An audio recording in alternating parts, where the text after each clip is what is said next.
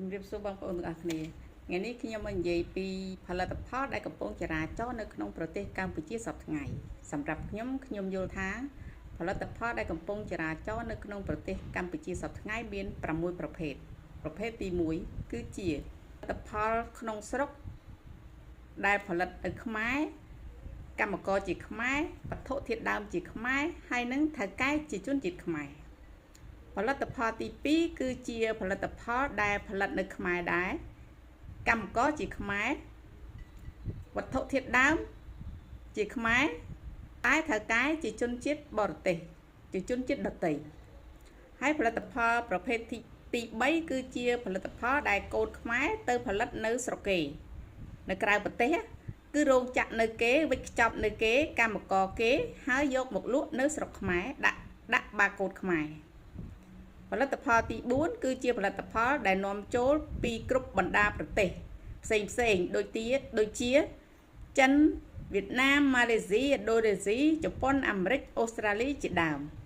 ហើយលេខកូដគេគឺគេដាក់ទៅតាមប្រទេសរៀងខ្លួនចំណែកផលិតផលទី5គឺជាផលិតផលដែលនាំចូលពីគេហើយយក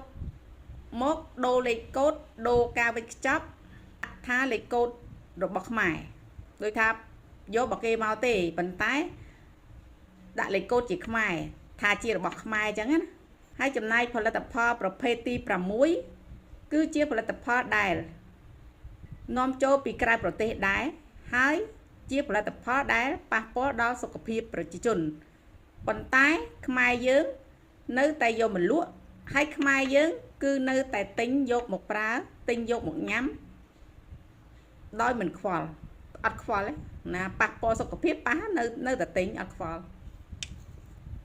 សួរថាតើផលិតផលមួយណាដែលយើងទិញប្រើហើយរីកចម្រើនដល់សេដ្ឋកិច្ចខ្មែរយើងសម្រាប់ខ្ញុំថាជាផលិតផលលេខរៀងទី1ព្រោះថាផលិតផលនោះគឺធ្វើនៅស្រុកខ្មែរកម្មករជាខ្មែរវត្ថុធាតុដើមជាខ្មែរហើយថៅកែជាខ្មែរបើយើងប្រើផលិតផលនៅលេខរៀងទី1វាប្រៀបដូចជាយើងឧទាហរណ៍ថាយើងញ៉ាំស៊ុបសរសៃកែមួយចានបើយើងប្រើផលិតផលនៅលេខរៀងទី1គឺបានន័យថាយើងបានញ៉ាំទាំងសរសៃកែងបានញ៉ាំទាំងបន្លែហើយនឹងបានញ៉ាំទាំងទឹកប៉ុន្តែបើសិនជាយើងប្រើផលិតផលនៅលេខរៀងផ្សេងគឺយើងបានញ៉ាំតែបន្លែឬបានញ៉ាំតែទឹកប៉ុណ្ណោះយើងមិនបានញ៉ាំសរសៃកែងទេតែយើងចង់ញ៉ាំទាំងសរសៃកែងឬក៏ចង់ញ៉ាំតែទឹកតើបងប្អូនកំពុងញ៉ាំសរសៃកែងឬក៏កំពុងញ៉ាំទឹកសូមខមមិនខាងក្រោមអរគុណច្រើន